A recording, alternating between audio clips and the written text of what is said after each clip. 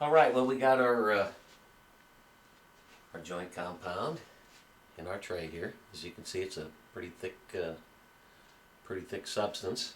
Get it pre-mixed in 5-gallon buckets, or you can buy yourself a bag and do all that jazz, but I prefer to buy it pre-mixed. As far as the nail holes, and there's not much to them. You just get a little drywall mud on your knife.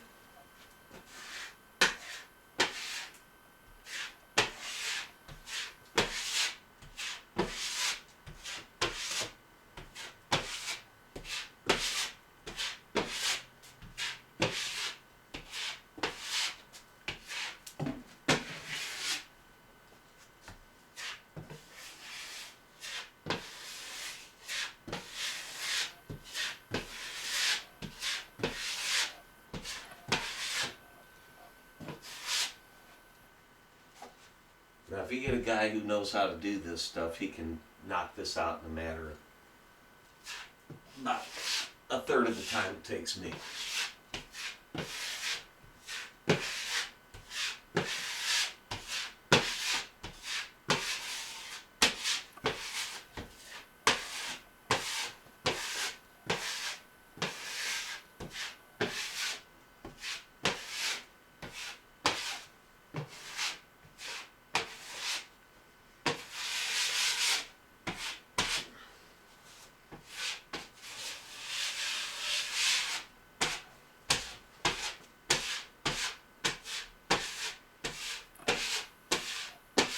Now we'll hit these a couple of times throughout the process.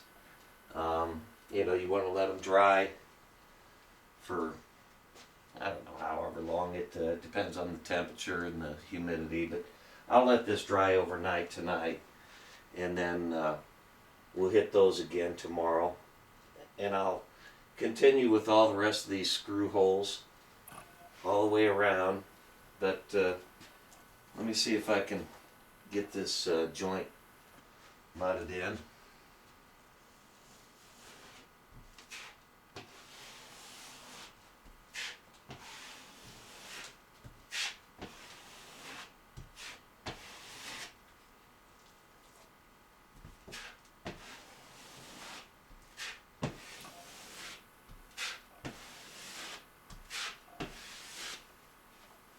I just want to get a bunch of compound on here right now so that I can get that tape embedded. And the reason you put the tape on there is if you just put this compound over these seams and you don't put the tape, it's going to crack every time. So you got to have that tape in between just to really keep it from cracking.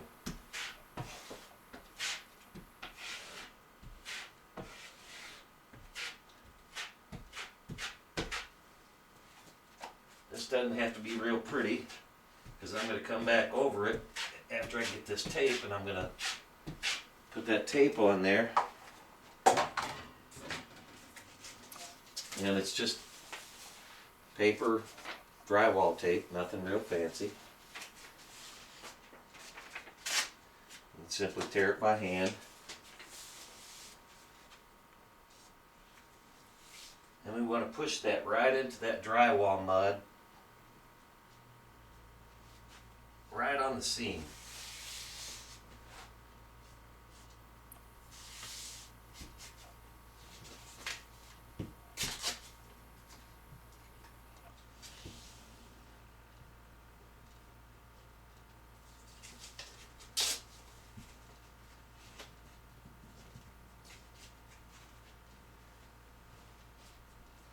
Okay, now that that's pushed in there, I'll go back over it again.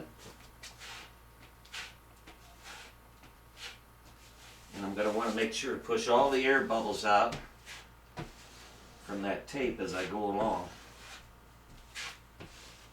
And let that set in there real well. That joint between the two sheets of drywall is actually tapered so that it can handle this mud and this tape without putting a lump in the wall.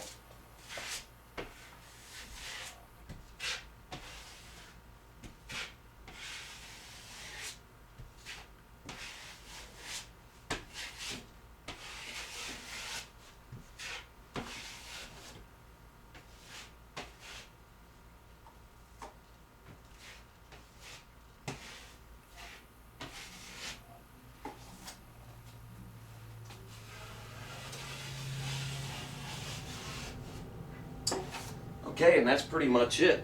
You know, for getting that bedded in. I mean, we'll go over the rest of the screw holes, obviously, but I'm going to go over that, hit it again, kind of smooth it out a little bit. But then after that sets up, we'll come back in there tomorrow, and we had our 6-inch knife, which is what we used tonight, to bed this in. And then I'll come back and there's a 10-inch knife, as you can see, much larger. And then we're going to go into the 12-inch knife on these seams here to feather everything out as much as you can. Now I might not need the 12-inch knife on these tapered seams, because there's tapered seams and then there's butt joints. And the butt joints you got to feather out a little further just to get yourself a nice transition. But we'll show you that as we go along. Also, I guess we'll show you the corner tool. As you can see, it's bent at a 90-degree angle, and you fold your tape in half. You get this all mudded in. You fold that tape in half, and you just kind of do the same thing as I did right here, but in the corner. So it's not that difficult. We'll show you as we go along some of those steps. Thanks for watching. Back to you, Randy.